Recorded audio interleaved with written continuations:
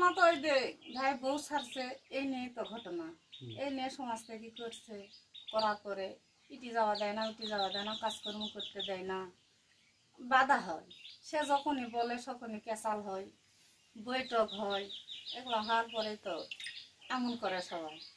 এমন তো উদ্দেশ্য না, সে তো মানুষ, তার তো চলাফেরার একটা প্রয়োজন আছে। আসিচ্ছি যাও এই ধরনের ব্যবহারটা করে কোনো যে কাজই সে করবা যায় সে কাজে বাধা দেয়। সে কৃষি কাজই হোক আর মানুষের বাড়িতে যায়, এইটুকু। সেদিন তো ক্যাচাল হচ্ছে আমাদের বাসায় আসে। হ্যাঁ, মসজিদে যাওয়া বাধা দিছিল। মানুষ ডাকলেও বাধা, মানুষ করলেও বাধা, যে কোনো বিষয়ে তো বাধা দেয়। তাহলে সে লোকটা তো কাজকর্ম করে খেতে হবে না, সে তো সম্পদ নাই তো যে সম্পদ দিয়ে খাবে, কাজকর্ম দরকার নেই তো। সে কারোর সাথে যদি মিশে সেটা অপরাধ, কেউ দাওয়াত করলেও অপরাধ, খালেও অপরাধ, তাহলে সে করবে কি? ওই বউ তালাক দিছে, সেই সুবাদে নিবে না, এই হয় এমন আছে।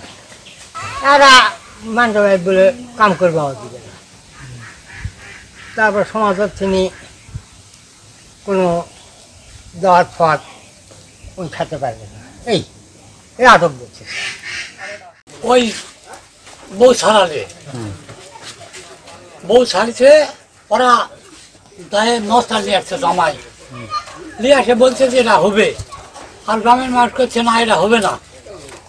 তখন আবার এক মৌলানা কাছে যায়, সেই মৌলানা বলছে যে না এটা হবে না, দাওয়াত করে না, যে না।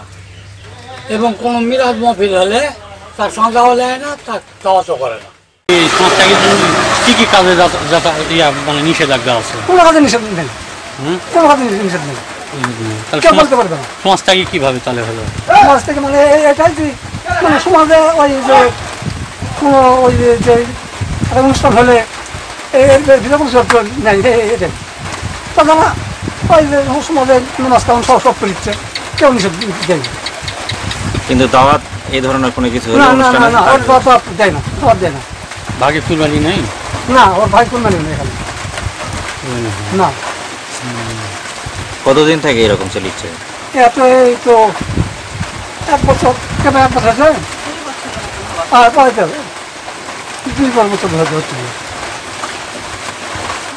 বালকাপাড়ার রহিসুদ্দিনের ছেলে আব্দুল জলিল কিছুদিন পূর্বে টিউনো সাহেবের কাছে একটা অভিযোগ করলে টিউনো সাহেব শুনানির পরে আমার কাছে পাঠায় দেয়।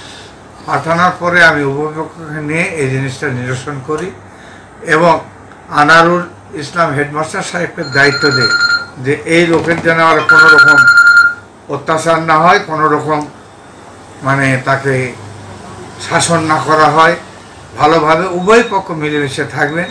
আর যে সামাজিকতার জন্য তাকে বাদ দিয়েছেন, যদি সম্ভব হয় উভয়ে বসে তাকে একত্র করে নিয়ে সুন্দরভাবে জীবনযাপন করার উপদেশ দিয়েছে। আমার অফিস থেকে ওনারা বিদায় হয়ে যায় এবং বলে আমরা গ্রামে বসে এটা ফয়সালা করব।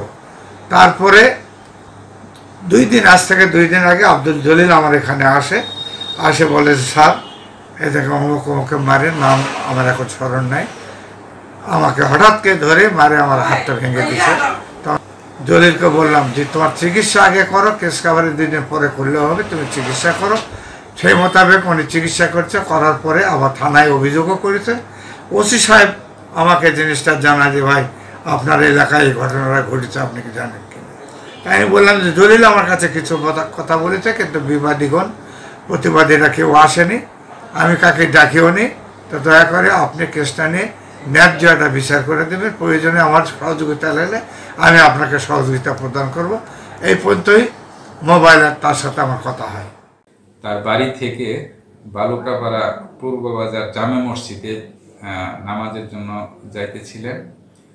তো ওই সময় পূর্ব শত্রুতার জের ধরে মোট 8 জনকে উল্লেখ করে তাকে মারপিট করে তার বাম হাত কবজির নিচে ভেঙে দেয় বলে অভিযোগ পাওয়া যায়। আমি উক্ত অভিযোগের প্রাথমিক সত্যতা পেয়ে বাদীর অভিযোগের প্রেক্ষিতে আমি আমার থানায় মামলা দায়ের করেছি। মামলা সংক্রান্তে পুলিশি তদন্ত অব্যাহত আছে। ঘটনার সাথে জড়িত আসামিদের বিরুদ্ধে আইনানুগ ব্যবস্থা আমরা গ্রহণ করব।